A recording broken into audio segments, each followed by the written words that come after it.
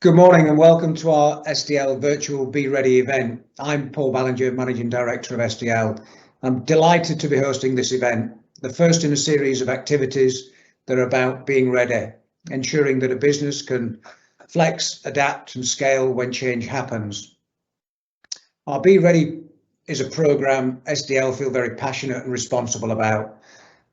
We've not only lived through the last 12 months like every other business, but it's pretty clear that regardless of your size or what sector you reside in, the one commonality we have is that we all need to be able to change quickly when we need to. The pandemic has been really tough. It's a real life stress test and it's changed the landscape irreversibly. And what that means is we don't really have one size fits all. Is there really a normal to return to? The pandemic's changed everything from how we work, how we get things done and how we communicate and collaborate, not just with our teams, but with our customers. As we move forward into what you could call uncharted territory, it's become really important to equip your business with sustainable technology needed to be resilient for whatever comes next. So today is all about that. It's the first in a series of activities and events that aim to share knowledge. As an IT and communications company, it's STL's responsibility to be able to take all the experience we pick up and share with customers and prospects alike, ensuring that we give real, practical advice that can benefit business, shorten your learning curve and prove efficient in your process and the customer interaction for you. Very excited this morning, got three very interesting speakers. A brief introduction now to the speakers, if I may. Carl Schucker, Group Chief Executive of A-Plan Insurance, began his career at A-Plan Insurance in Oxford 1981 and has held many roles within that business before becoming Group CEO. A-Plan is one of the UK's largest specialist insurance distribution groups, with over 1.5 million policies across the group. They're a business that pride themselves in delivering a truly tailored, client-centric approach that's very different to mass market providers. They have a strong client service focus and is supported by best-in-class systems and data insight. They've got a dedicated and expert locally based advisors who build long-term relationships with their clients. Next is Bill Smith, Financial Director for STL, so we know a bit about Bill. Bill was a career banker, having spent some 40 years with NatWest. His career was mainly in corporate banking in Leeds, London and New York. The latter being somewhat a different experience from his early beginnings as the office junior in Carlisle. During his spell in New York, he was initially part of the team which acquired the then National Bank of North America, and he later returned to the corporate banking group in New York as an accounts executive with responsibility for New Jersey-based multinationals. Interspersed with his corporate banking experience, he's had a spell in strategic planning, involving the development of NatWest European strategy, and following that, he was director of NatWest subsidiaries in Italy and France. Bill's swan song from NatWest was as a senior corporate director, and that was based in the West End of London. And following his retirement from NatWest, Bill's continued, delighted, his career at STL, and he's been finance director with us since 2007. Last but certainly not least, as you'll find out, Mr. Mark Edwards, founder and director of Whiteboard Strategies. Mark has spent 25 years working as a consultant, trainer and sales strategist for companies large and small. As the author of 2 books, including the Smart Selling book, you can guess what that's about, he has experience in taking complex business problems and explaining them in simple terms, often using visual illustrations to do so. Having made a number of changes in his own business as a consequence of the pandemic, he now sells, trains and consults with his clients internationally, all from his desktop. He's an extremely optimistic person about remote selling and sees it as a wonderful growth opportunity for those companies and individuals that choose to embrace it. The session is going to be held in an interview style. We've got a number of relevant business questions and I'll put to the speakers. So let's kick off. Carl, good morning.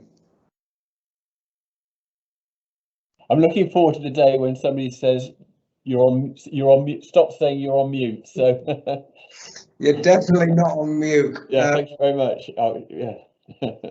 Thank you for attending this morning. I think most would agree that service is super important in all business. It's it's the one significant way we can all measure a business on, the experience. How do they leave you feeling when you've been involved in them? Services that differentiate in a world of, some may call sameness. You know, buying insurance has become a very impersonal experience. Call centres, process callers, comparison sites expect you to do all the work. They take up an hour of your life without even trying to form a relationship or understand your needs. You know, I know A-Plan Insurance, you know, you provide a personal service and you believe in making yourselves accessible. So there's no telephone scripts, automated call management systems, no complicated online forms to fill out. Most of your clients, amazingly and fantastically, come from recommendation of other clients.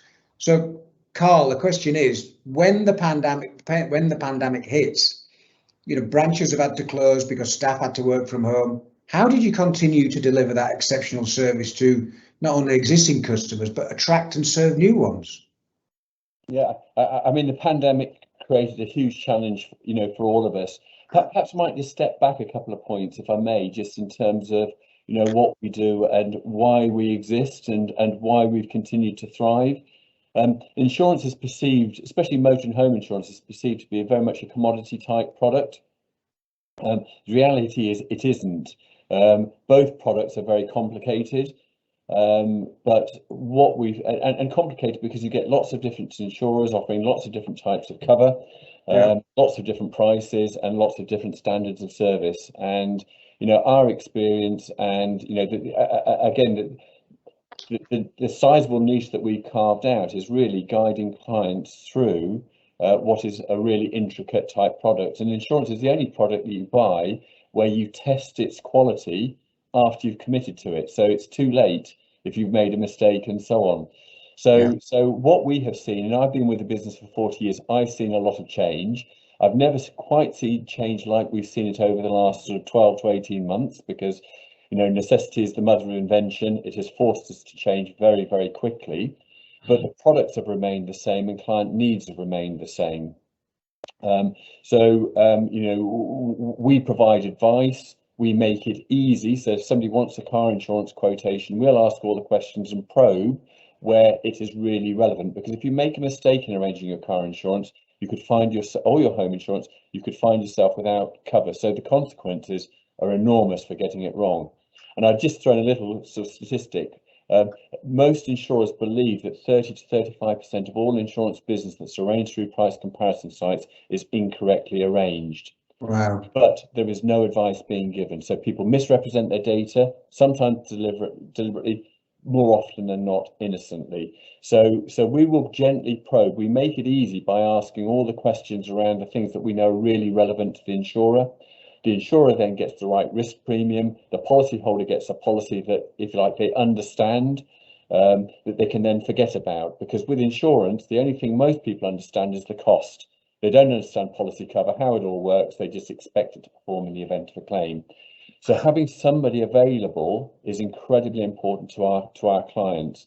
I would also add that the people that we attract are not Luddites. They're not the sort of people saying, I don't like price comparison sites, so I'm not going there. 70% of all our new business inquirers have had an online quotation, and yet we still close 60% of all the inquiries that we get, and we retain 90% of our clients. Wow. So as a business, we've always worked hard to put the client at the centre of what we do. And by that, it's really simple stuff. There's no clever algorithm in what we do, but it's the simple stuff like, you know, you talk with a smile in your voice, you call back when you say you're going to, even if you don't have the answer, just to say, sorry, I haven't got the answer yet, but in brackets, you're not forgotten. So those needs for all people, I think, are pretty universal. So when the pandemic hit, we've got 108 branches. We've got within A-Plan, and there are other businesses within the group, but within A-Plan, we've got 1,500 colleagues. And like everybody else, we sort of heard the news and we all had to sort of rush to how do we get everybody working from home and so on. We're really fortunate in the investment that we made on our IT platform probably 2 years earlier.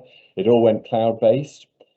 Likewise, our telephony, web-based telephony, and so on, which meant that everything was then very configurable.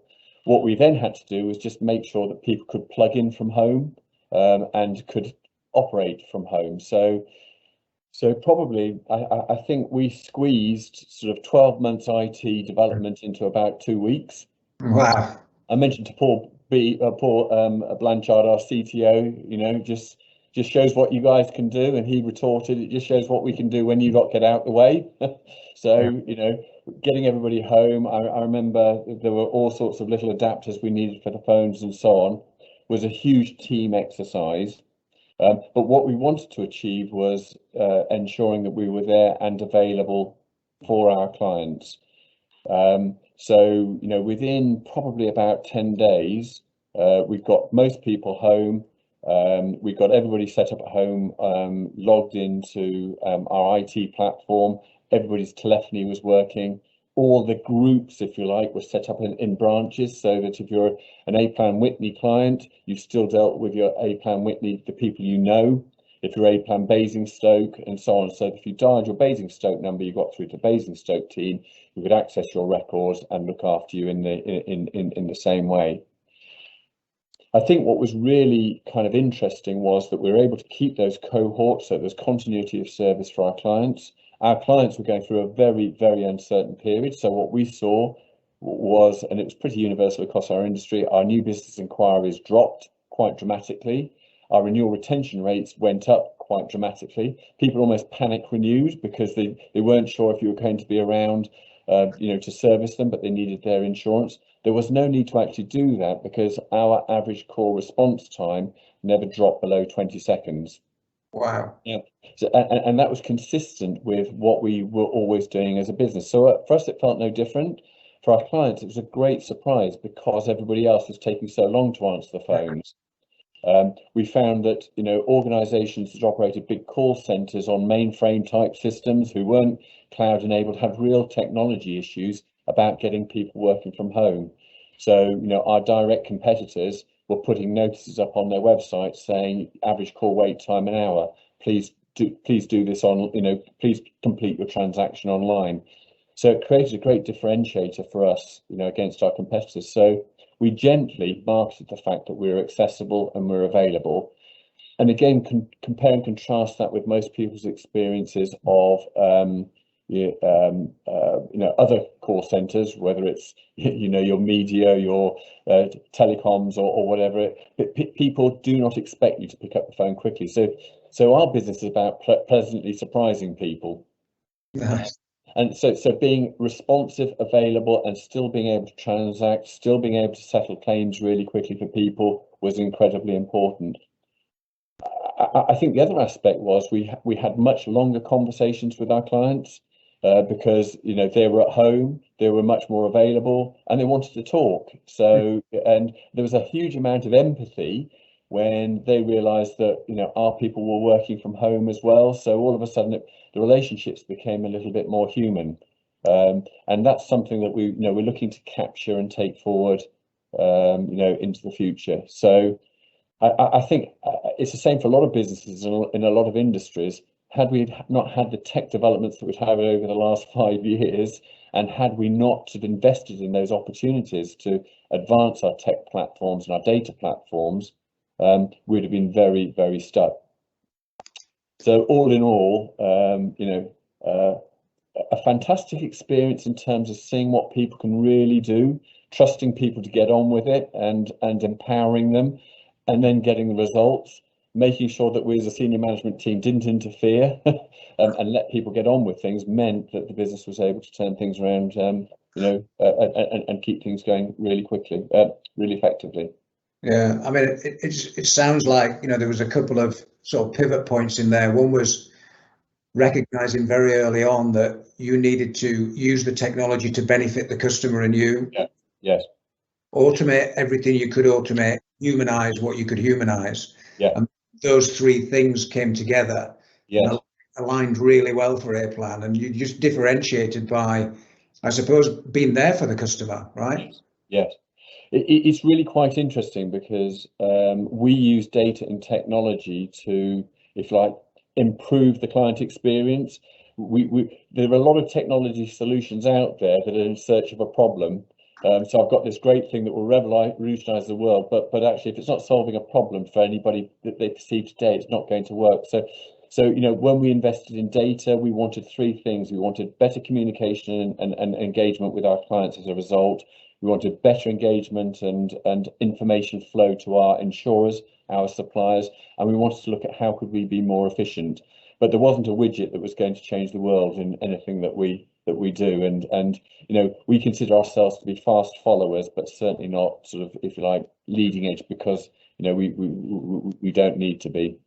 But from a customer perspective, that gave you the start of a relationship where you didn't have one, and it built up that. I think the thing that we're all looking for from a purchase, dare I say, is a trust element. Yes.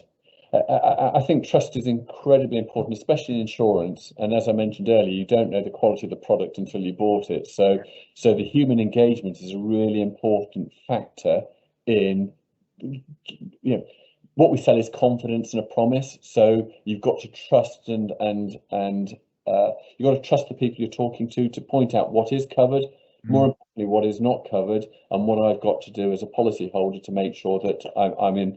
You know, I'm within the four corners of my policy. And believe it or not, if you are and you've made full disclosure, insurers will pay claims.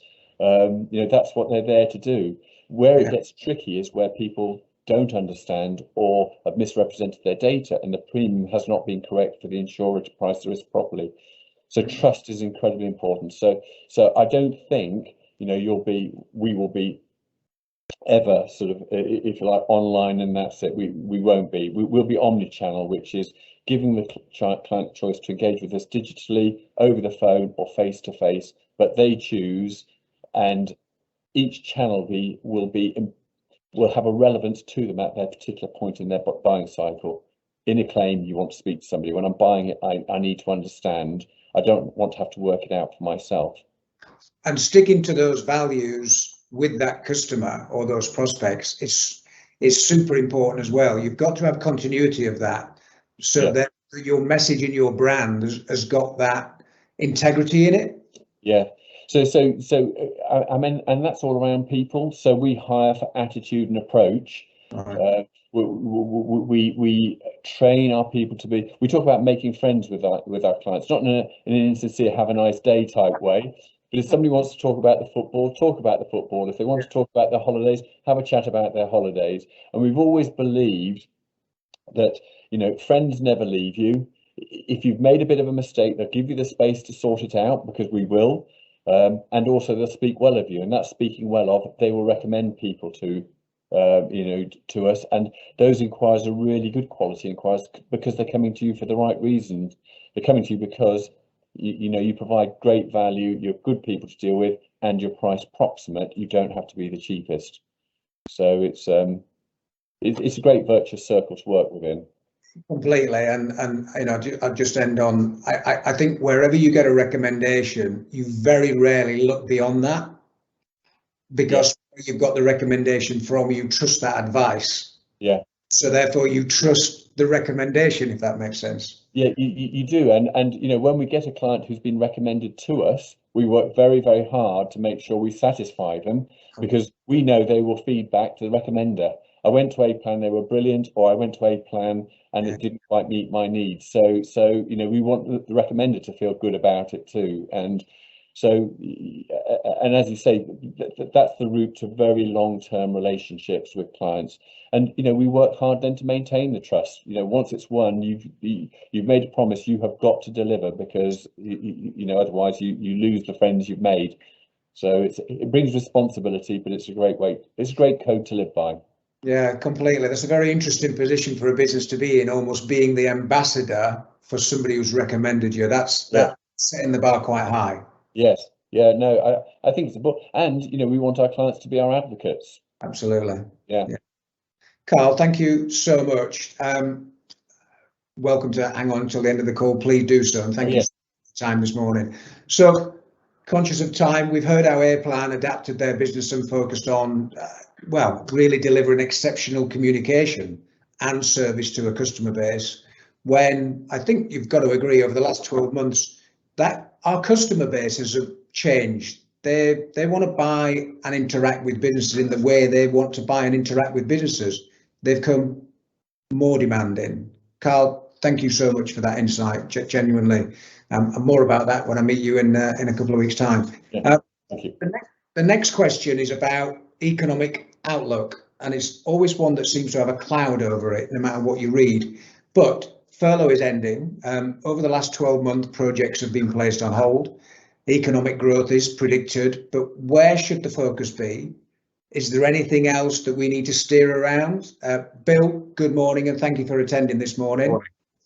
Bill, is there light at the end of the tunnel? Could we hear a little bit about state of the nation, implications and impact on running a business in 2021 or F year 22, as finance like to call it, and tips for business survival?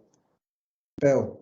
Okay, yes, I'm pleased to say my bottle is half full. You'll be surprised to learn, because it rarely is. Yeah, it's an interesting time, but I think there are lots of positive signs, especially in the UK. The UK economy only shrank by 1.25% in Q1 of this year. It's expected to rise obviously in Q2, but it'll still be behind Q4 of 2019. Not really surprising. There's a divergence of when we return to where we were. The Bank of England and the IMF are a little bit apart on that, about 7 or 8 months apart on that. But you know, we will return to those levels. My view is it'll be slower rather than quicker, because the Bank of England's basis for saying what they said was that there's enough capacity in the economy, enough redundant capacity in the economy to take us back to where we were reasonably quickly. Yes, I think that's factually correct. But are we, I think, as has already been mentioned by Carl, people have different needs, different requirements, and do different things. So the economy as it was is not going to fit what people will want to do in the future necessarily. For instance, will as many people travel into the City of London every day to work in the banks and insurance and finance houses? No. So that means there won't be as much requirement for trains, people working in the stations, people working in restaurants, bars, sandwich shops, all of those sort of things. But yeah, the local shop where they live will be the beneficiary. So that's, you know, the plus. Running through the pluses, COVID in the UK is pretty well under control. I know there's sort of outbreaks here and there of the Indian variant, but by and large, we're pretty much under control. The domestic economy has got quite good prospects with some positives, as I've just mentioned. Good liquidity as well in the economy, both in business and in Joe Public, especially in what are known as the empty nesters, people like me. With good, you know, I wrote down recently 5 things that I really like to do, and you know what? I couldn't actually do any of them. Wow. So I spoke to a lot of my friends, and they said the same thing. You know, there's a lot of pent-up demand. I've already booked 2 flights, optimistically. Perhaps it will be misplaced optimism, but just, you know, like something to look forward to. I've been in 2 restaurants this week, something I've not done since last November, and they were pretty busy. Social distancing was nodded at, I suppose, but you know, it's the empty nesters have got a lot of liquidity, a lot of cash, and they're going to start running out in the street and spending it. Yeah. I know I am. Where have we got to? Another plus is the types of industries that are in the UK. We're not a big manufacturing based country. A lot of service industries in this country, pubs, clubs, restaurants, bars, etc. They're quicker to turn around. Most of them have actually survived. Some of them haven't, but there we go. Staycations, of course, has got to be the growth industry over the last few months. Try booking a staycation somewhere in Cornwall in August. Good luck with that. I have heard that some people are hedging the bets and are booking a foreign vacation and a staycation, and have read very carefully the cancellation rules for the staycations. But hopefully there won't be too much of that. Prices have, I did a quick check on that. Prices have gone up significantly from where they were last year, and some of the better properties are really quite pricey. I guess though, if you're going to spend 10 grand on a holiday in Ibiza, then spending 10 grand on a holiday in Cornwall is probably doable in cash terms. The housing market is also buoyant. Usually in a recession, it's not, but it is. Stamp duty obviously kicked it off and gave it a good base from which to start. Yeah. Some people are starting to look around and saying, why do I live here? I'm not going to go to work 5 days every week. Why do I live here? Why do I live in Maidenhead or some other expensive place around here? Why don't I just move somewhere in the Cotswolds or even further afield? I can do that. I can sell my house. I can buy the same thing a lot cheaper somewhere else, have a bunch of cash. Stock markets. The stock market has performed amazingly well. It's had a steady move upwards. That applies to the FTSE 250 as well as the main board. It applies to the Dow Jones Industrial Average and the Nasdaq. It applies to the DAX in Frankfurt. So they've all had quite a good time. Also, the pound has held up very well. It had a bit of a wobble about November time, but came flying back again. Well, not flying back again, but it's on an upward trajectory. So yeah, lots and lots of positives, Barry. On the downside, I read a McKinsey report the other day. It wasn't a cure for insomnia. It was quite illustrative, actually. I used to work with McKinsey for about 4 years, so I can't say too much about them. They're looking at their estimates. They reckon about 3 million jobs will be lost in the UK as a direct result of COVID-19. They reckon 100 million globally, 17 million in the United States. So Joe Biden's got his work cut out, but more of that in a bit. What did we lose? 10% of GDP, not great, is it? Forecast, I think for this year and next year, I reckon the IMF have probably got it about right. 5% for this year, 5% for next year. The BOE seem to think it'll be 10% by the first quarter of next year. I think that's optimistic. I'm never that optimistic. The world, though, we don't live. I know we do live on an island, but economically we don't live on an island. COVID is not in the same state globally as it is here. We're very much ahead of the game, and hopefully we'll stay there. But US is catching us up, which is good news. Brexit is not going to help. It never was. The one good thing about what's happened as far as Brexit's concerned is it's given us time to think about, to study the paperwork that we actually have to fill in, both exporting and importing. The docks will also, and airports will get a chance to work out their modus operandi as well.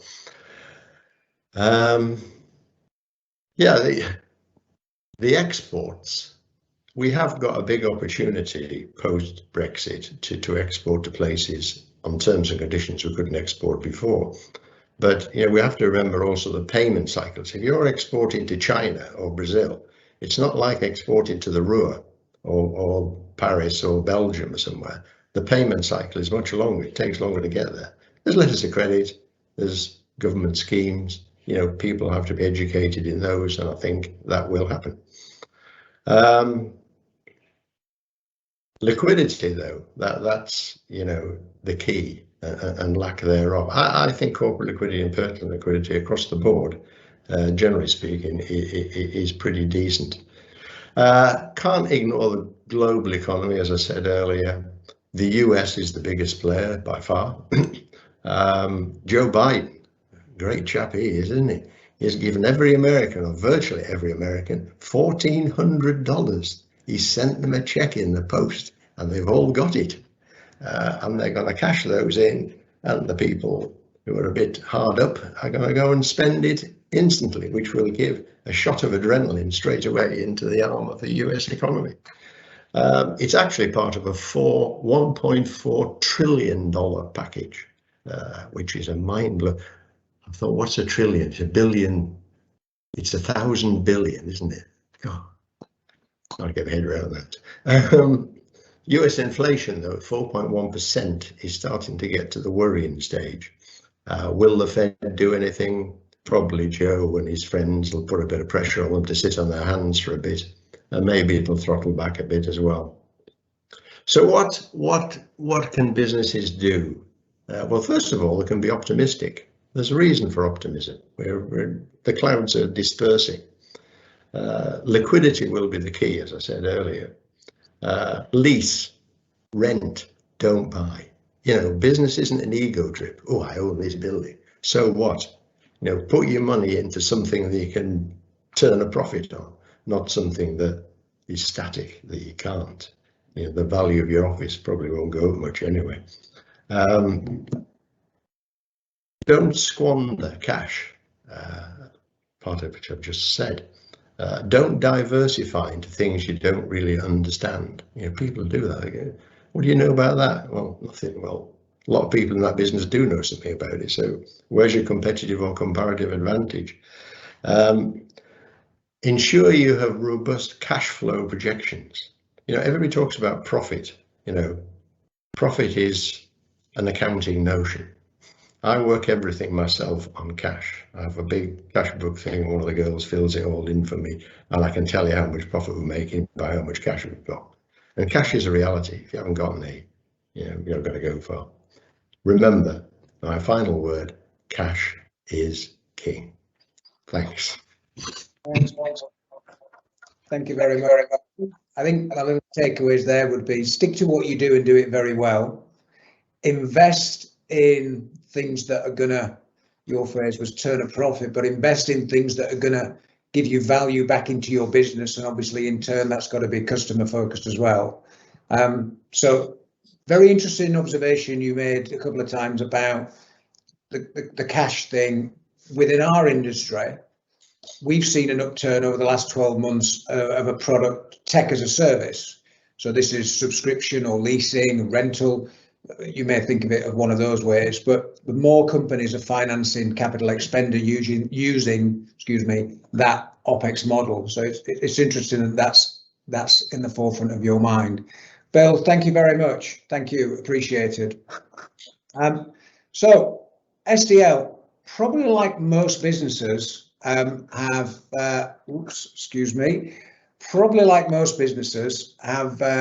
adapted and shifted in the last 12 months, as we've heard already. Carl did the same. Those traditional playbooks or battle cards, whatever we call them, may not be relevant anymore. The target audience and routes to market may have changed. Your customer profile might be slightly different. Understanding who your customer is so important as well. So what this means is that internally, you and your teams have got to do things slightly differently. And in many cases, virtually rather than face to face, although we are seeing light at the end of the tunnel. Now, this is where hopefully Mark can enlighten us. So, Mark, good morning. Good morning. Hello. How is everyone?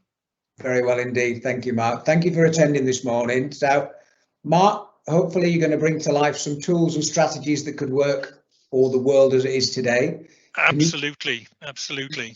Communicating and conducting business in a virtual world, which is where we all are right now. Practical strategies, tools and techniques for helping businesses thrive in this world. Some virtual meeting platforms, how to use those. Interesting, my language is deliberate. There's a planned transition versus forced adoption. And one tends to be smoother and more positive than the other one. And then we'd all love to know what good looks like, you know, and the do's and don'ts of virtual selling. We've all been ill prepared, but that was 12 months ago. I think we're a lot better prepared now. So, Mark, thank you again for attending. Over to you.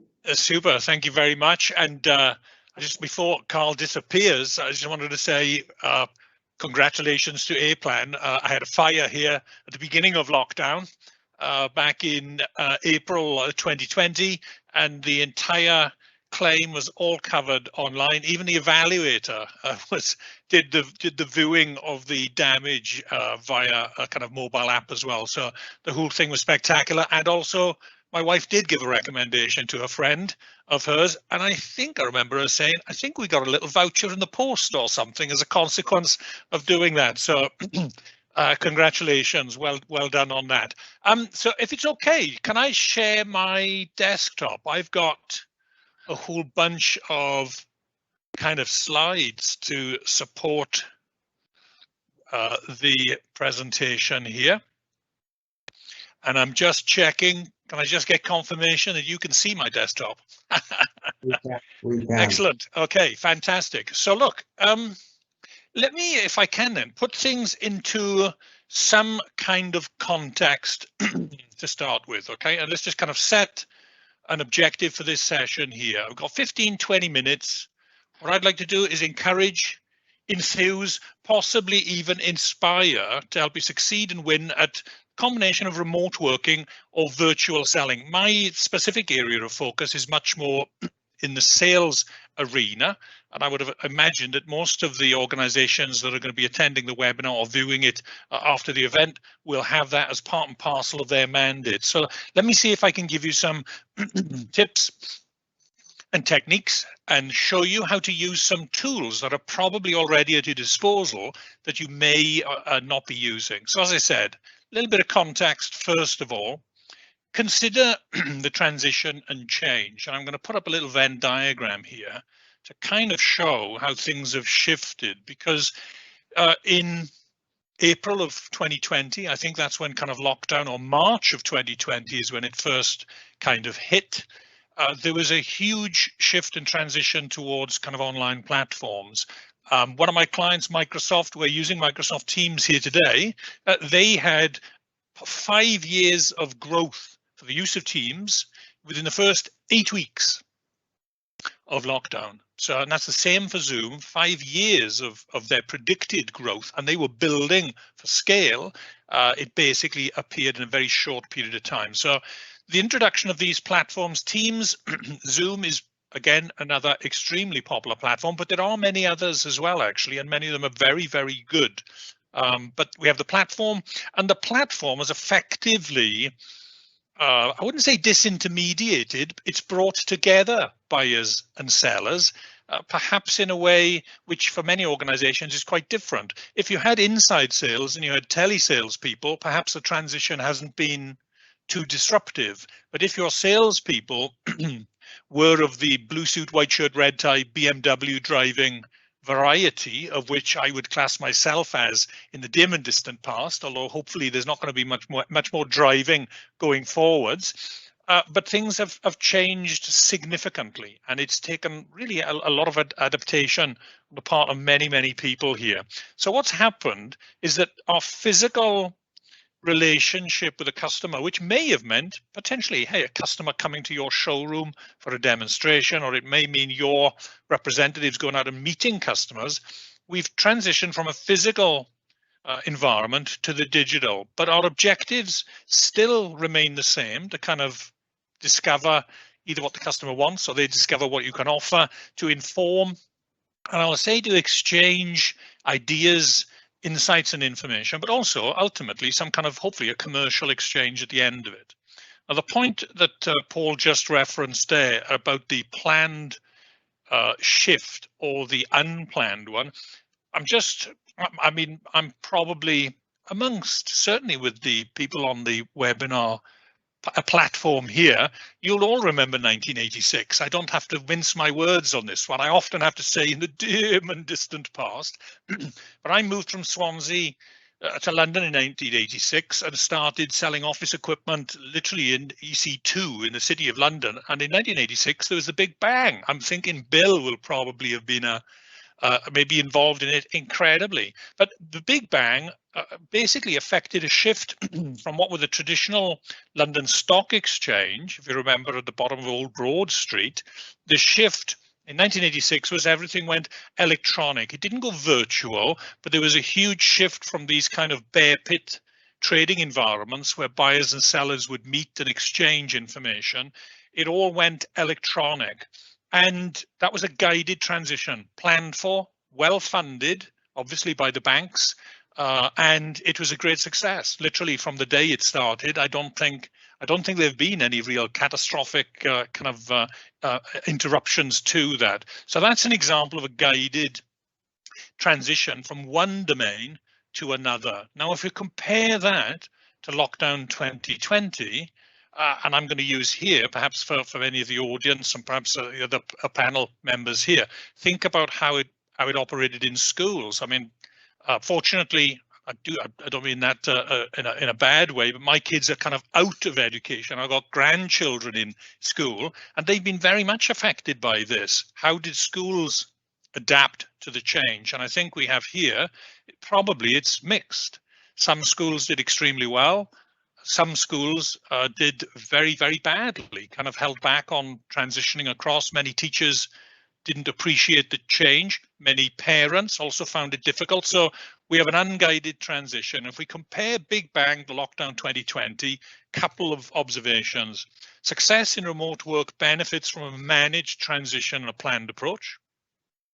Okay, and secondly, successful selling on these virtual meeting platforms does require specific tools, competencies, techniques, and materials. So let's kind of dive in a little more into those if I can. And I'm gonna, again, you could probably do a little sense check for yourselves here as to where you are and what I'm putting out here as kind of adoption postures. So we all ended up moving online, but I would say some organizations moved into it more effectively and more enthusiastically than others. So I'm just putting 5 basic scales here. From the left-hand side, some organizations were actively resistant. And this might be the organization, it might be an individual. You could have individuals within the team who have found the whole thing very disruptive, don't like the fact that they're working from home.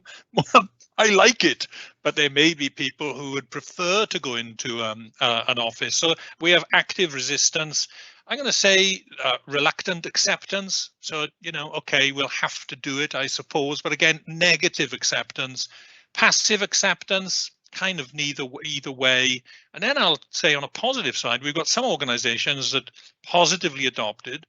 And then at the top end of it, I would say that there are organizations out there that are kind of proactive in the transformation. And from my own perspective, Paul referenced it in the introduction, I think I've had to make that transition myself. From at the start, it was a passive acceptance. I just thought it's going to, what did they say? 2 weeks to flatten the curve, if you remember. I thought it was all going to go back to normal, business as usual. So we just kind of accepted it and waited for things to change. But I think it took me maybe a couple of months before the penny dropped and you just think, hang on, I don't think things are going to go back the same way. And I quickly moved into positive adoption. And right now, I would have to say, as said, it's kind of proactive transformation. Currently, I might actually have an opportunity now for the first time ever, really, to scale my business. Mine's very much a personal skills business, very, very difficult to scale that. I mean, it is doable, but not to the likes of myself. But I may well be able to do it virtually today using these platforms. So I would ask yourselves, the audience here, just to kind of consider where are you on this scale and where should you perhaps be? Let's see.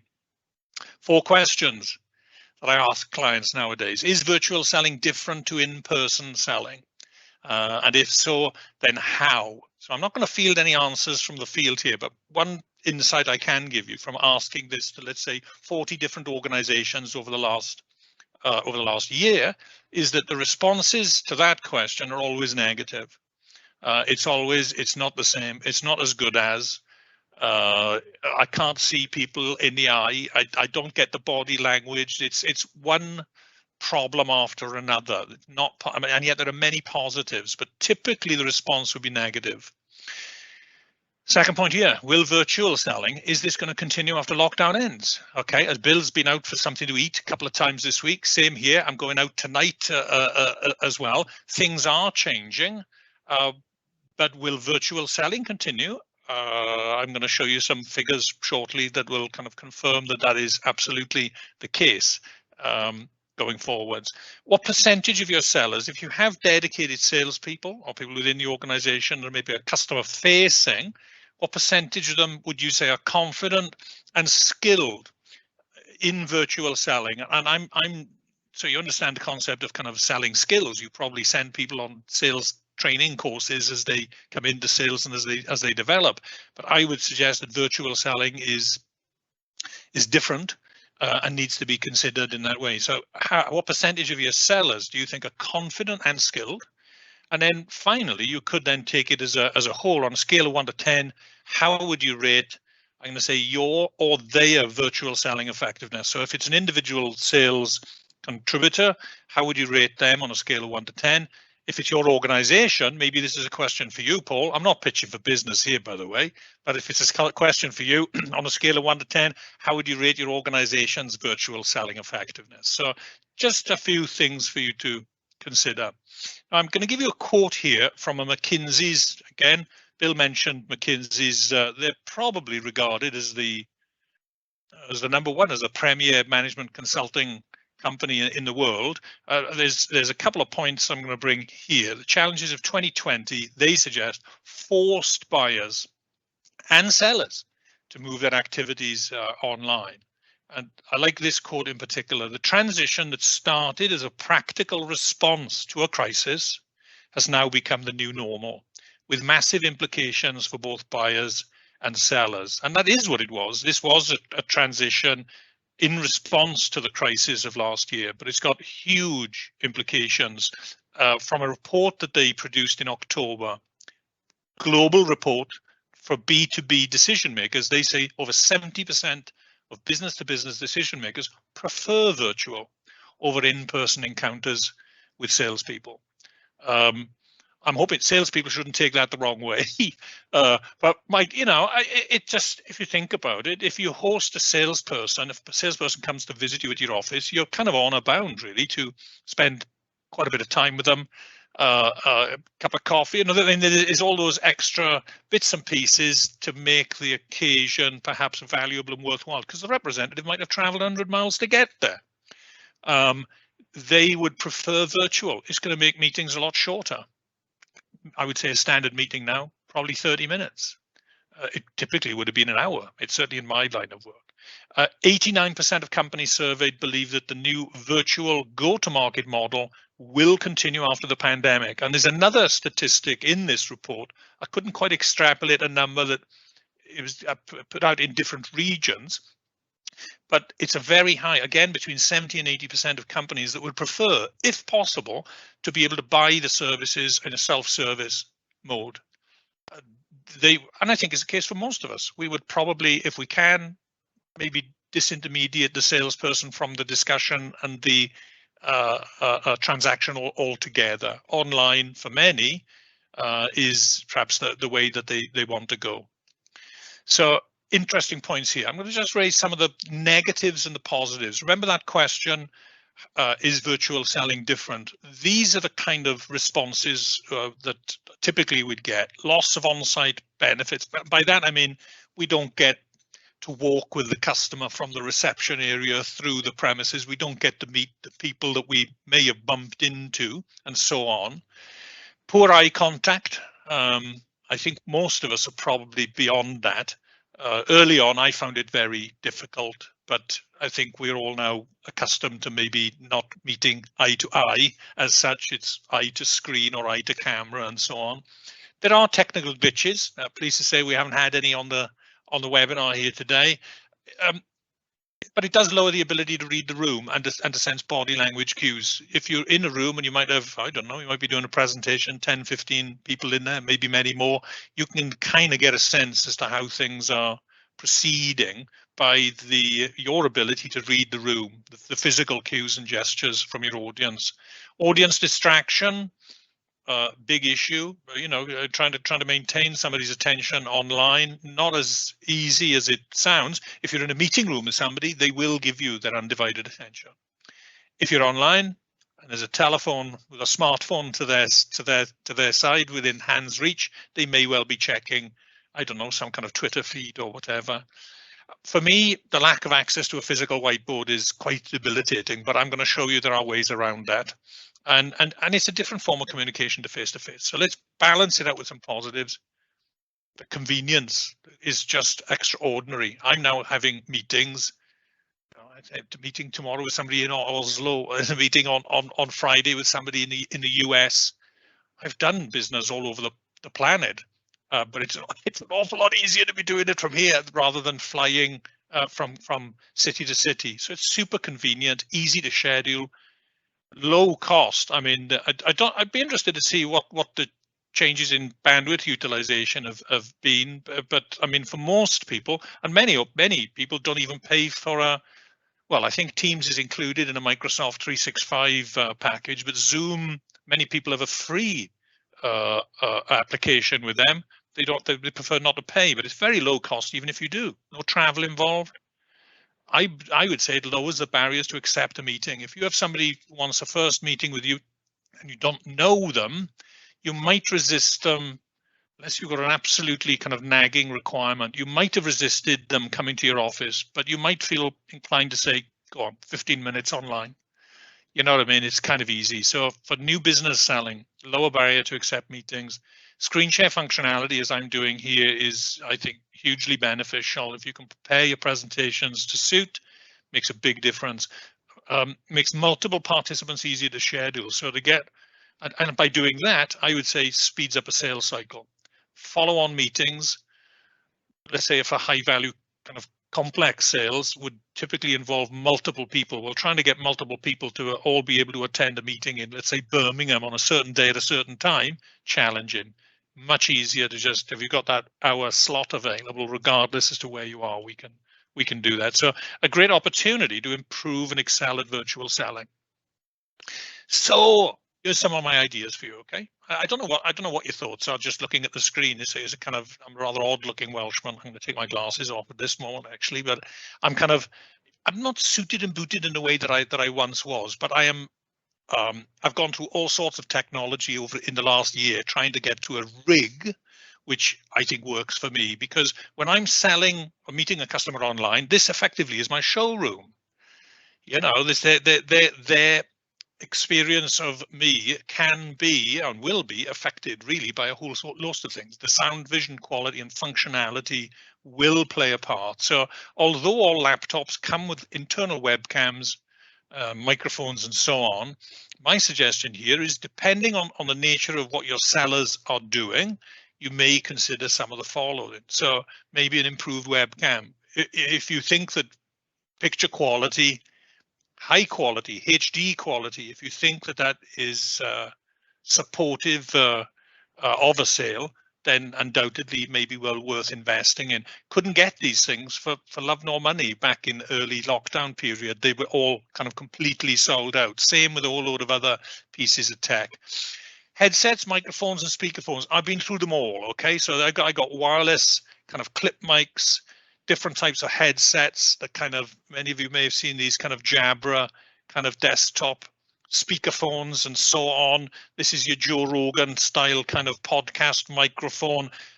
Again, this I think is working really well for me. No cable, Bluetooth, single ear source and a microphone, but £100 makes life much easier in my opinion, and I can control what I hear and what you hear.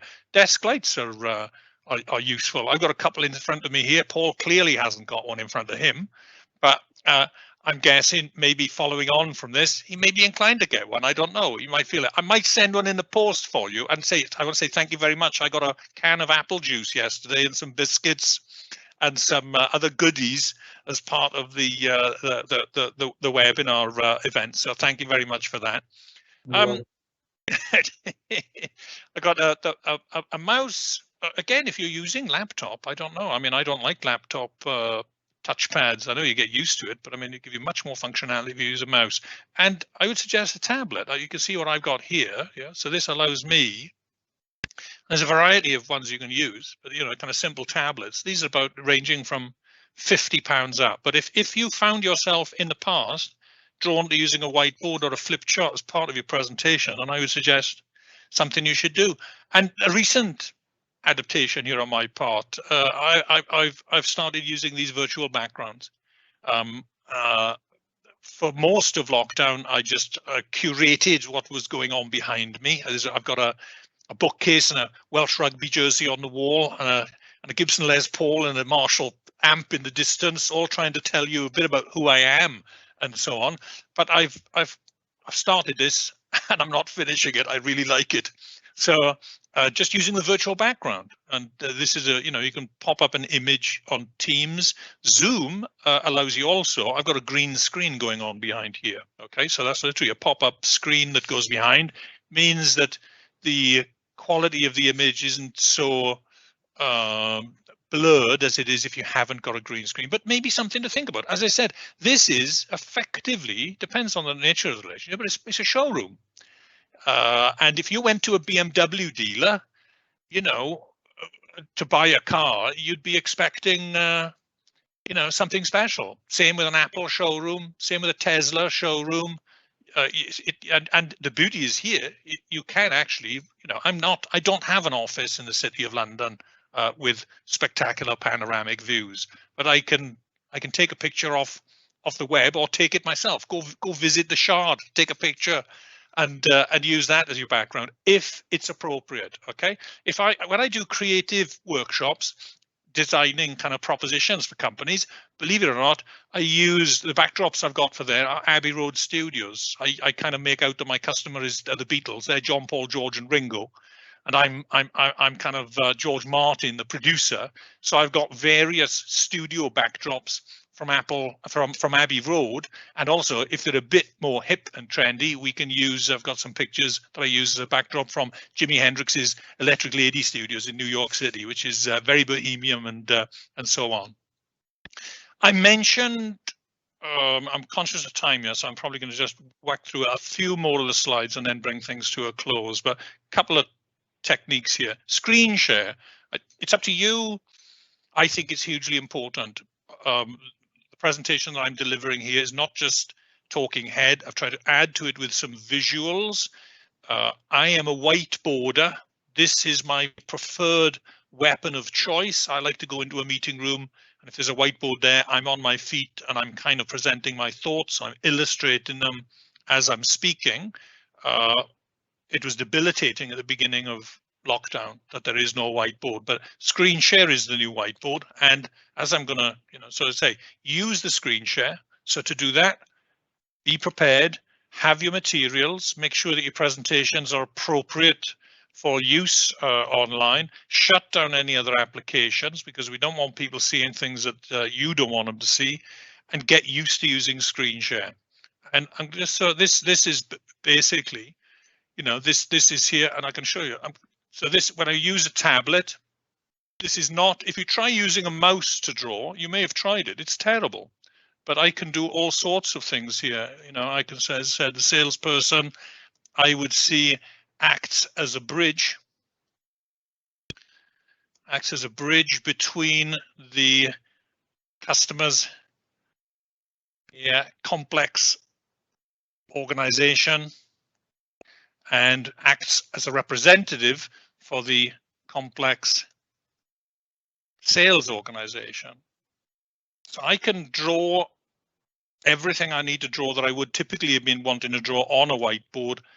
I can do it online. It doesn't cost an awful lot of money to get there. I'm going to go quickly around this, and then I'm going to pass back to Paul to kind of bring things to a close. So you could, as a consequence of this is just a kind of self-assessment. And if you have customer-facing representatives, perhaps more importantly here, but as I said, if you did have representatives who fall into that category of blue suit, white shirt, red tie, BMW driving salespeople who were typically customer-facing and went out, they're now doing it online, I would go through this type of assessment. How would you score them? no, 1 to 10 in terms of personal presentation. Microphone and sound quality. How good do you think it is? How good do you think it needs to be? Webcam image and quality. In-ear sound, can you hear things properly? Is it boomy? Is it difficult for you to hear your customer? Background, is it curated? Or have you gone virtual? If it is virtual, do you think it supports and promotes the business and its objectives, or does it undermine it? Platform mastery, how comfortable are your people? It's amazing how many organizations just seem to think virtual selling is about giving people a webcam and a Zoom account.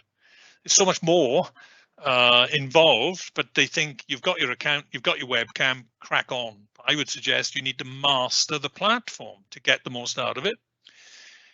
Presentations and screen share mastery. Do you have the necessary tools? And by that I would mean the assets in terms of presentation. That might be videos, it might be PDF documents you want to share, it may be as I said, PowerPoint slides. I'm thinking from insurance, I don't know whether Carl uses it, but things like documents for people to sign, that's now quite commonly used all online. It's all shifted away from sending it in the post and sending it back.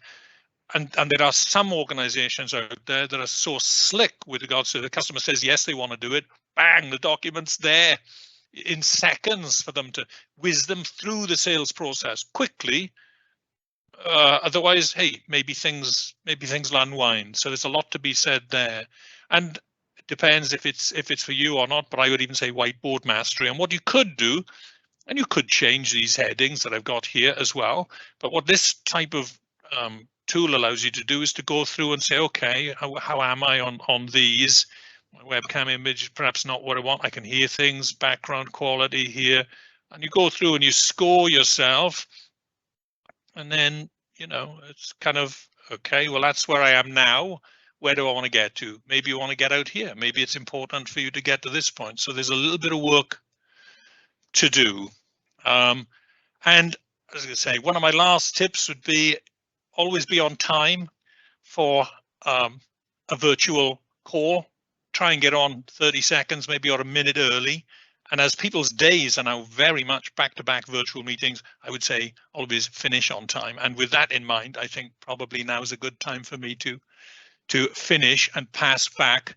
I really appreciate the opportunity of having had a chance really to show you these ideas and thoughts.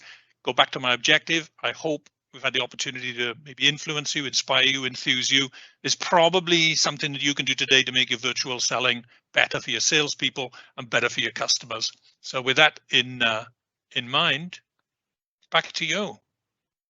Mark, thank you very much indeed. A great segue back there on the time, by the way. Genuine. Well done, well done. A true professional. So quickly wrap up. I think, Bill, things to be aware of, things to be mindful of, maybe not overly cautious in your presentation. Optimistic, I would say, and I think we've got to have one foot in leaving the pandemic and the other one following behind it quickly. Carl, thank you again. Yeah, I suspect we could have spoken for hours and hours and hours, but it's do what you do very well and just keep doing it consistently. And a phrase that you use there is one of my own favourites, is just do what you say you're going to do sometimes, because that's 100% of everything. If you say you're going to ring somebody at 3 o'clock, ring them at 3 o'clock, and that then just builds up that trust. So a great insight into your business, and genuinely a real pleasure to be able to have one of our customers share that with us. Thank you. Mark, I think you echoed probably what Carl was saying, which was don't overcomplicate it, use what you've got, but make sure that wonderful word you use, you have mastery of it, and make sure it's appropriate for the customer at all times and respectful of what they want to get out of it. So every business, regardless of size or industry, is, you know, with the one commonality we've got is that we are in these uncharted waters, the new normal, depending on what action has been taken, if any at all, over the last 12 months. You know, but going back to Carl, Bill and Mark, it's clear that we've got many business similarities. You know, the workplace is going to continue to adjust. Customer demand is going to become greater. There's a definite need for better communication and collaboration in being able to offer and deliver that exceptional customer service, which builds trust and builds loyalty and builds customer satisfaction. Cash sounds like it's most definitely king, with the spotlight on, or very much on, how you pay for business services in order to get that flexibility and better value for the money that you invest in it.